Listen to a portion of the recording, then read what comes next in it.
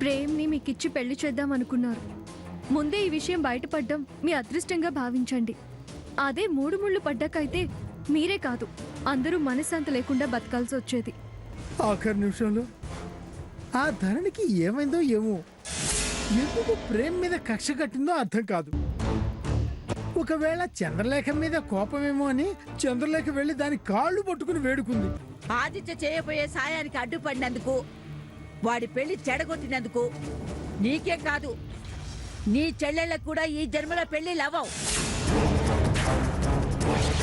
వాణ్ణి కేసులో ఇరికించింది నువ్వే, మళ్ళీ వాణ్ణి విడిపించే ప్రయత్నం చేసిందానిలాగా అందరి దగ్గర మంచి అనిపించుకొని మార్కులు కొట్టేసింది నువ్వే.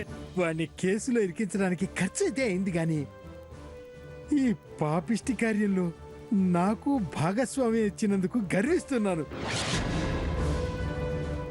మమ్మీ, నేను మాత్రం చాలా చాలా హ్యాపీగా ఉన్నాను. లేకపోతే ఆ దొంగ రాసుకే లవ్ అంటూ తెగ టార్చర్ పెట్టాడు మమ్మీ. నీ పెళ్లి ఆగడమే కాదే, ఆ ధరణిని బుక్ చేశాను.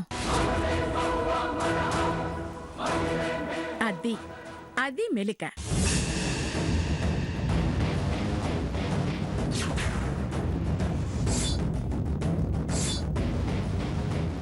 అక్క, నీ ప్లాన్ ఇలాగే కంటిన్యూ చేయాలి. ఎలాగైనా నీ పూర్వవైభవం మళ్ళీ నీకు దక్కాలి. రాక ఎక్కడికి పోతుందిరా? ఈ ఇంట్లో ప్రతి ఇద్దరి మధ్య చిచ్చు పెడతా. వేడి భరించలేక అందరూ నా నీడకే పరిగెత్తుకు రావాలి. చలివేంద్రంలా కనిపిస్తూనే చలిచీమనై కుట్టి మంటలు మండిస్తాను. ఆల్రెడీ దీప్తి మన కంట్రోల్లోకి వచ్చింది. నెక్స్ట్ ఏం చేస్తావు మమ్మీ? దీప్తికి ఆదిత్యకి మధ్య మనస్పర్ధలు తెస్తాను. వాళ్ల మధ్య ప్రేమానురాగాలు పోగొట్టి పగ ప్రతీకారం రగిలిస్తాను. ఆ తర్వాత ఆదిత్యకి ధరణి మీద అసహ్యం కలిగేలా చేస్తాను. ధరణిని ఆదిత్యతోనే బయటకు గెంటిస్తాను. వాడు తాగుడుకి బానిసై ఈ ఇల్లు చిందర వందరవ్వాలి. పెత్తనం నాదయ్యేలా చక్రం తిప్పుతాను.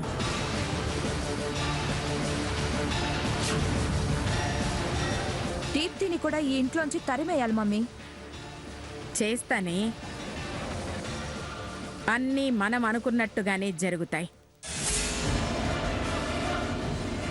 మీరేం వరి అవ్వకండి. ఒక్క దీప్తి ఏంటే, అందరూ మన గుప్పెట్లోకి వస్తారు. మనకి నచ్చని వాళ్ళు బయటికన్నా వెళతారు, లేదా మన చెప్పు కింద తేళ్లలా పడుంటారు. ముందు ముందు మన అధికారాన్ని ఎవ్వరూ ప్రశ్నించలేరు. ఎవరు ప్రశ్నించరు కానీ నన్ను మాత్రం కొంచెం గమనించక్క. సరేలేరా, నీకు ఏ లోటు రానివ్వను.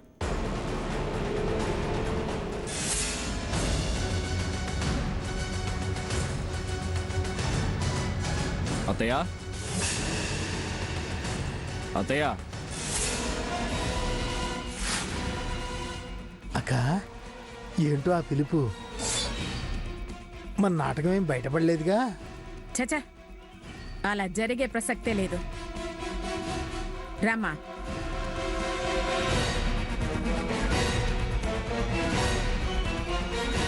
ఏంటాదిత్య? అత్తయ్యరా, నువ్వు చెప్తాను. ఏంటి ఆదిత్య? ఏం లేదు అత్తయ్య, అది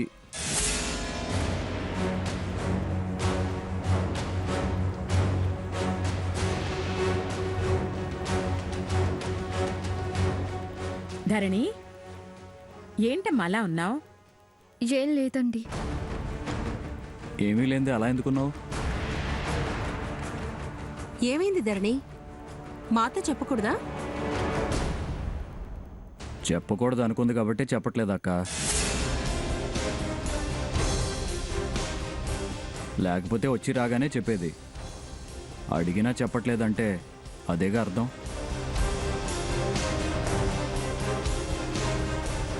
చెప్పు ధరణి, ఎవరన్నా ఏదైనా అన్నారా? మా ఇంట్లో వాళ్ళు ఏమన్నా మళ్ళీ నిన్ను అనుమానించారా? లేదండి. లేదండి కాదండి అంటే సరిపోదు.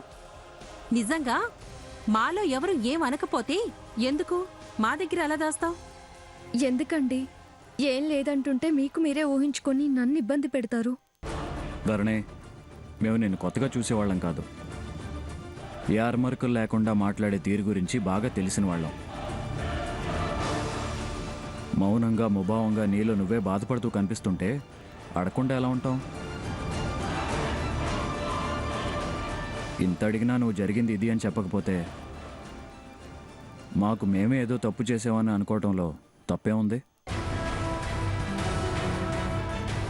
మా తప్పు లేకపోతే ఏం జరిగిందో చెప్పు. అదేం కాదండి. తన కొడుకు గురించి నేను మీతో ఏదో తప్పుగా చెప్పానని.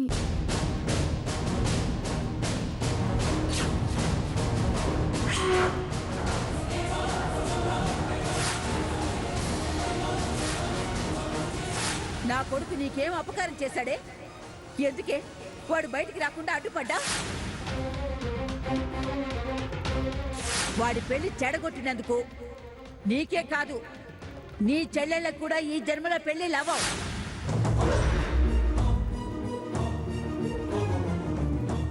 నాదేం తప్పుంది చెప్పండి? మా ఇంటికొచ్చి నానా మాట్లాడిపోయింది.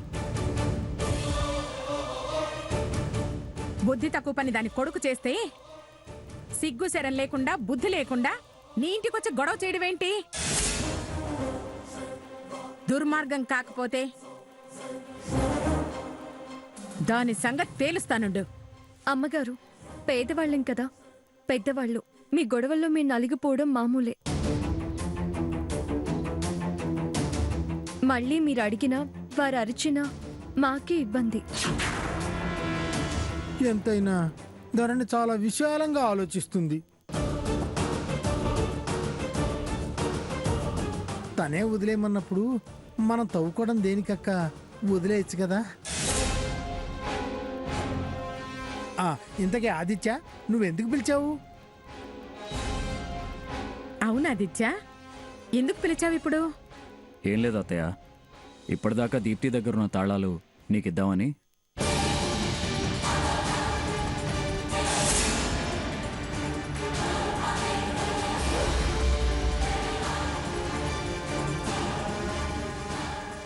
అదేంటి తాళాలు నాకివ్వడం ఏంటి ఆదిత్య? తనకు పెళ్ళైంది కదా, ఎలాగూ అత్తారింటికి వెళ్తాను కదా, అత్తయ్యకే ఇవ్వనయ్య అని దీప్తి ఇచ్చింది. అవునత్తయ్య. పెద్దదాన్ని, కాస్త మతిమరుపు వచ్చింది. పోనీ ఆ తాళాలు రాధకి ఆదిత్య? వద్దత్తయ్యా. ఇంతకు ముందైతే మీరు మీ ప్రవర్తన మరోలా ఉండేది. కానీ ఇప్పుడు మీరు మంచివాళ్లుగా మారారు. మా మంచి చెడుల మీద కూడా శ్రద్ధ పెట్టారు. అందుకే ఆ తాళాలు మీ దగ్గర ఉండటమే మంచిది. అవునత్తయ్య, ఇవి మీ దగ్గరే ఉండాలి.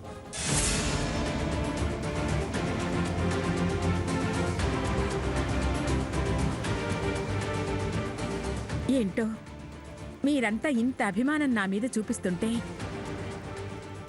కాదనలేకపోతున్నాను.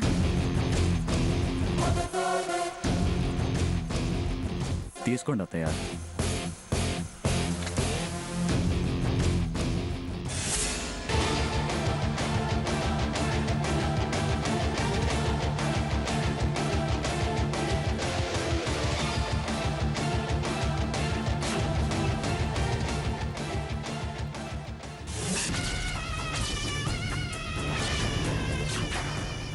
వీటి కోసం ఎన్ని నాటకాలు ఆడాను. నేననుకున్నది నాకు దక్కింది.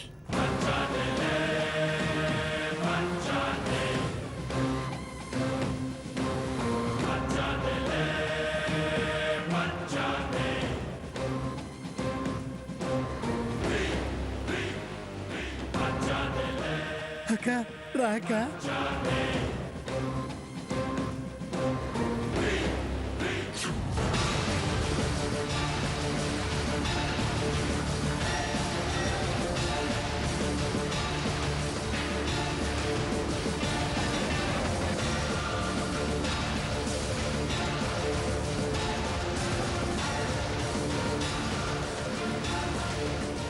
అక్క అక్క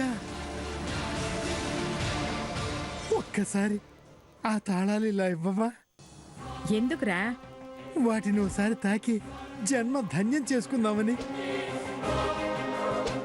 భవిష్యత్తులో ఏదన్నా షాకింగ్ విషయానికి సొమ్మసిల్లి కాకి సొమ్ములు కాకుండా జాగ్రత్త పడదామని. దాందే ఉందిరా, తీసుకో. ఆ!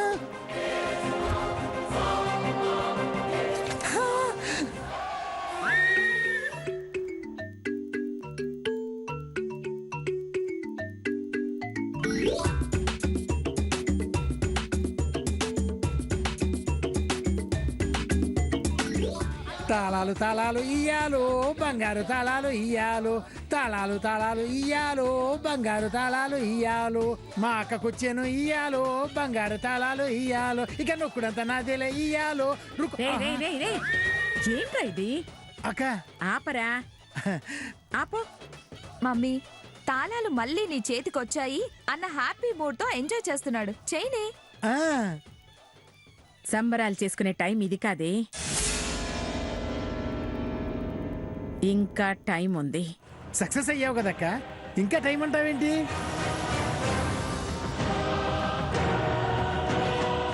లేదురా, పూర్తిగా మనం మన టార్గెట్ని రీచ్ అవ్వలేదు.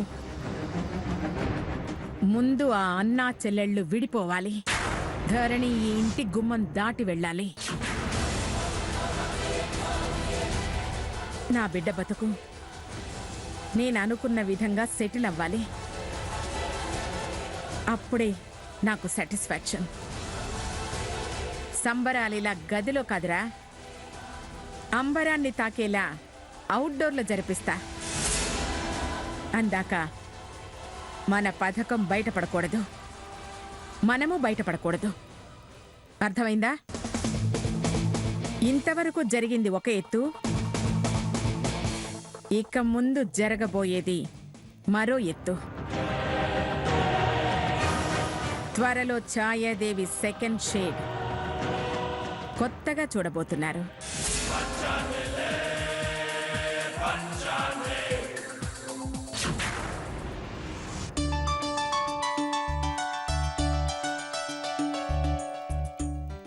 వచ్చిన టైం మంచిది. దీప్తి ఒక్కతే ఉంది.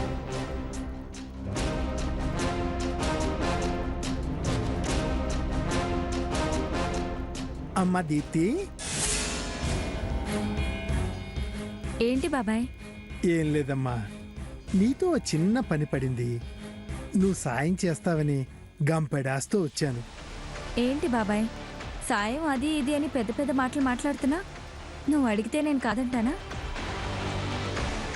ముందు విషయం ఏంటో చెప్పు.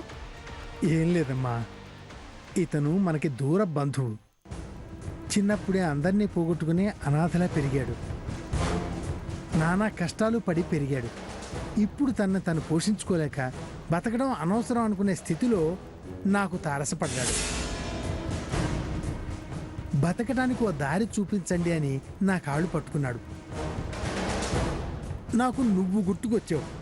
నీ చేతులు పట్టుకుని బతికిలాడి ఎలాగోలా ఓ దారి చూపించచ్చని ఇతను వెంట పెట్టుకుని నీ దగ్గరికి తీసుకొచ్చాను. అయ్యో పాపం, అంత కష్టంలో ఉన్నాడా? అష్ట కష్టాలు పడుతున్నాడమ్మా పాపం. ఈ అనాథకి మన అనాథాశ్రమంలో ఇంత చోటివ్వమ్మా. బతుకో దారి చూపించమ్మా. చూస్తూ నిలబడతావే. ఎలాగైనా నాకు బతుకు తెరువు చూపించడమ్మా. అయ్యయ్యో, చిన్న పిల్లని నా కాళ్ళు పట్టుకుంటారేంటండి? నేను అన్నయ్యకి చెప్పి ఎలాగైనా మీకు ఆశ్రమంలో ఉద్యోగం ఇప్పిస్తాను, సరేనా? అలాగేనమ్మా. అమ్మా, నా మాటకి విలువిచ్చి ఇతనికి బతుకు మీద ఆశ కలిగించావు. నేను థ్యాంక్స్ చెప్తున్నానమ్మా నీకు. ఏంటి బాబాయ్, నువ్వు నాకు థ్యాంక్స్ చెప్పడం, నువ్వు అడిగిన ఈ చిన్న పని నేను చేయకపోతే ఎలా? నేను అన్నయ్యతో మాట్లాడతానులే. ఇంకేమయ్యా, మా దీప్తి మాట ఇచ్చిందంటే ఇహ నీ బతుకులో చీకట్లు తొలగిపోయినట్టే. ధైర్యంగా ఉండు. వస్తానమ్మా. పద, వస్తానమ్మా దీప్తి.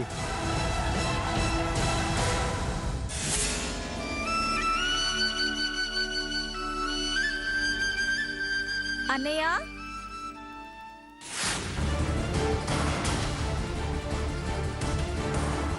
వస్తానమ్మా దీప్తి.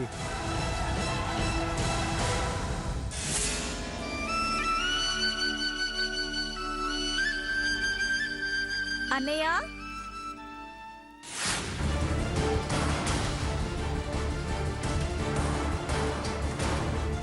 ఇదిగో, ఇప్పుడు నువ్వు యాక్టింగ్ ఎంత బాగా చేసావో రేపు నాకు రావాల్సిన కమిషన్ కూడా అంతే బాగా నా చేతిలో పెట్టాలి. అలాగేనండి. లేదా ఎంత మాట అండి, నేను మాట తప్పే మనిషిని కాదండి. వచ్చే ఆదాయాన్ని బట్టి ఒప్పందం ప్రకారం మీకు రావాల్సిన వాటా మీకు నెల నెలా చేతిలో పెడతాను. నువ్వు ఇవ్వాల్సిన ఇస్తూ ఉండు. నీ రాబడి ఎలా పెంచాలో నేను చూసుకుంటా. వెళ్ళిరా. మంచిదండి, వస్తాను. ఆ, క్షేమంగా వెళ్ళి కమిషన్తో కలువు. అలాగేనండి, వస్తానండి.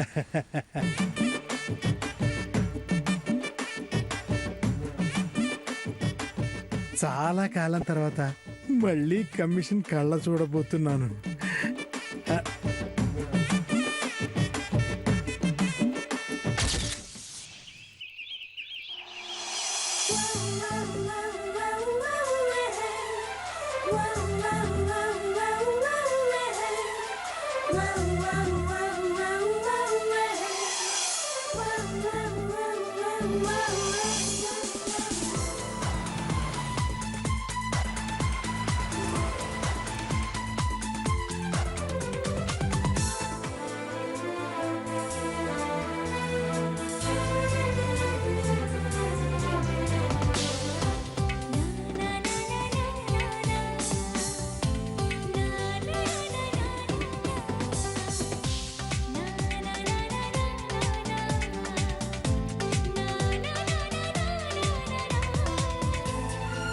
రండి. Welcome sir.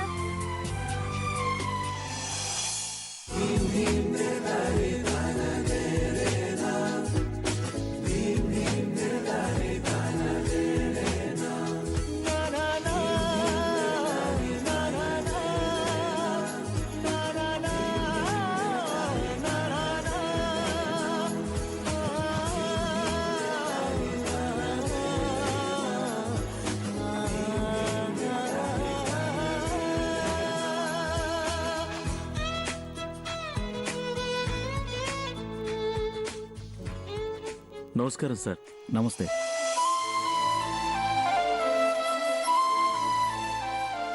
పుట్టినరోజు శుభాకాంక్షలు సార్.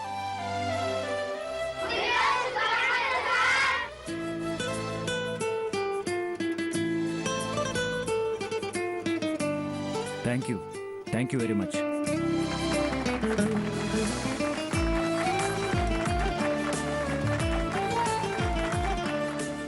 నాకు పుట్టినరోజు శుభాకాంక్షలు చెప్పిన మీ అందరికీ థ్యాంక్స్ చెప్తున్నాను. మీరు కూడా నాలాగే పుట్టినరోజులు జరుపుకోవాలని కోరుకుంటున్నాను. Thank you very much.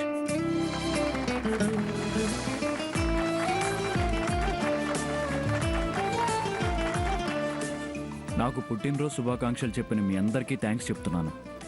మీరు కూడా నాలాగే పుట్టినరోజులు జరుపుకోవాలని కోరుకుంటున్నాను.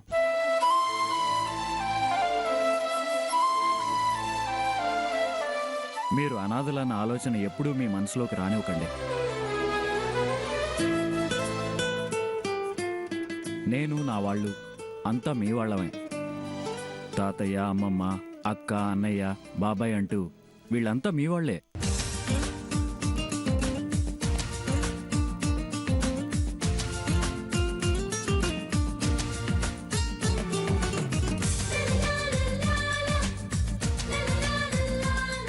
మీరు నన్ను అన్నయ్య అని పిలవచ్చు.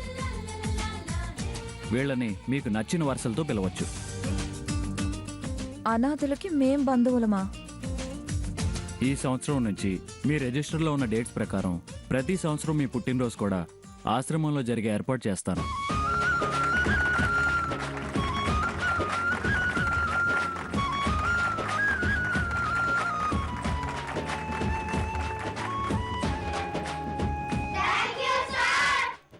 సార్ అనకండి, అన్నయ్య అనండి.